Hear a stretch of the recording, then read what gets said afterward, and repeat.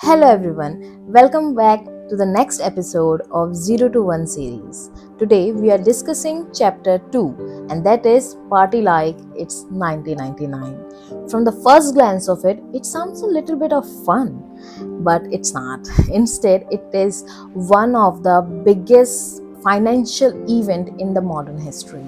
It's about the bubble burst and the lessons entrepreneurs can learn from it. So, in the late 1990s, people were investing in the internet companies, and every investor believed that their internet company is going to be the next big thing. And money was flowing like crazy in these small startups. And the companies or investors or startups with a little bit of revenue or small knowledge of the business model were valued in like millions and billions of dollars. So at that times, the people had the mentality that they were investing in the startups not because they wanted to or they had the great fundamental uh, knowledge of the startups, but because they had a fear of being left out. They all wanted to chase this because at that time it was people were so enthusiastic about it. They were thinking it is going to be a hit. Everyone is going to be successful at that time. But then came the year 2000, the bubble burst. So in this phase, the companies, many of the companies, I would say, disappeared overnight. The investor lost billions of dollars, employees lost jobs, and small startup owners or entrepreneurs who were looking or trying to change the world suddenly found themselves starting over. So it was really devastating for the whole economy at that time. While the effect was real, the bubble burst was real, but the response people did to the bubble burst created another problem. Now people were so afraid to try something new. They were not ready to invest in something new. They were not trying to do something crazy to build something new. So that created a problem in the market. In this process, people stopped taking the bold decisions and started companies with a set of safe startup rules, they used to call it.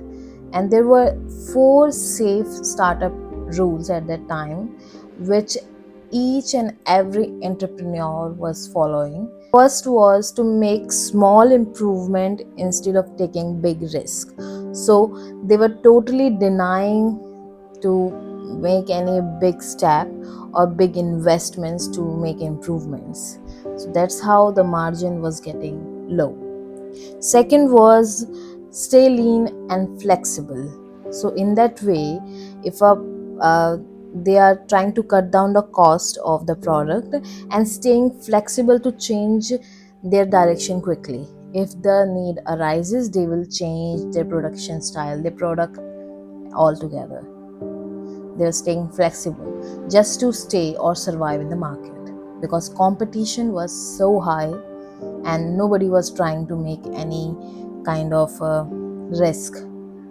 Third was focus on improving product that already exists in market instead of trying something altogether new. So this was the exact problem at that time because nobody was trying to build something new, so they were all going from 1 to n. So the same product was being made to the whole market. So competition was real high and margins of profit were real low because there was no new product. Nobody was trying to make any improvement to the masses. Everybody was trying to play safe.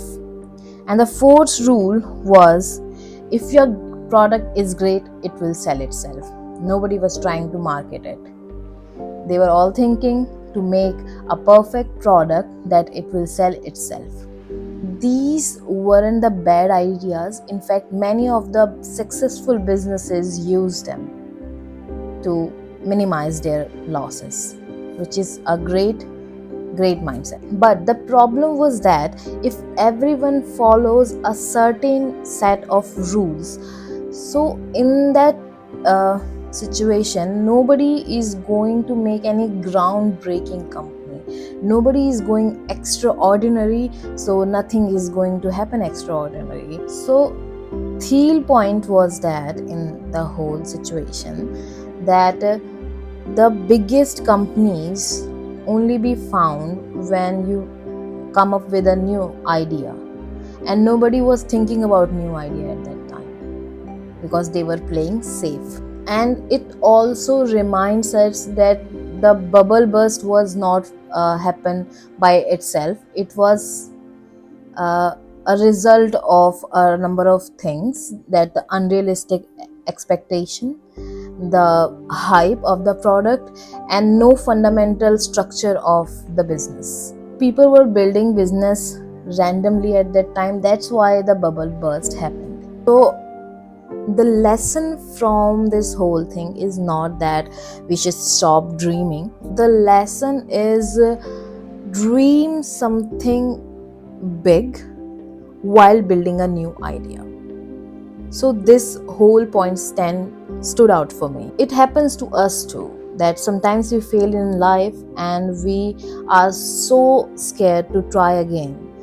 For example, you failed in an exam and you are so scared to try again, you leave it.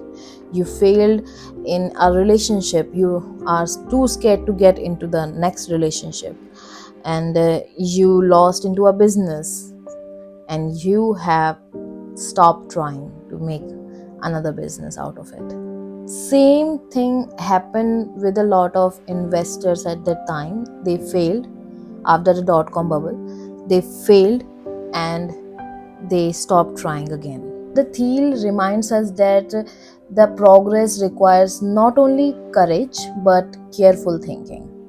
If we are courageous, we are taking risks, but we don't have a articulated plan, a good solid plan to support our courage, it's not going to work. So studying things around you and taking a careful decision is very much in the foundation of the entrepreneurship. For me, this chapter was not about the startups, it's about balance. It's about taking risk and not chasing hype, and not copying everyone else, not doing something because the other person is doing it, but doing something because you really want to do that and you believe in what you are doing. That's the main point of this lesson. But at the same time, don't be afraid to build something meaningful. Before we end today's chapter, I really want to leave you with one question. Are you making decisions in your life because they are truly right for you, or are you making them only because it seems safer than making some groundbreaking decisions? So think about it again. I'm leaving you with one question in every single chapter, so you can think about it, and by the end of this whole series you will know how to start from 0 to 1. Thank you so much for listening. I hope you enjoyed this chapter. In the next episode, we will discuss how the careful thinking and original thinking help us build businesses and lives that stand out. Next chapter is going to be all happy companies are different. Until next time, keep learning, keep questioning, and keep creating. Bye bye.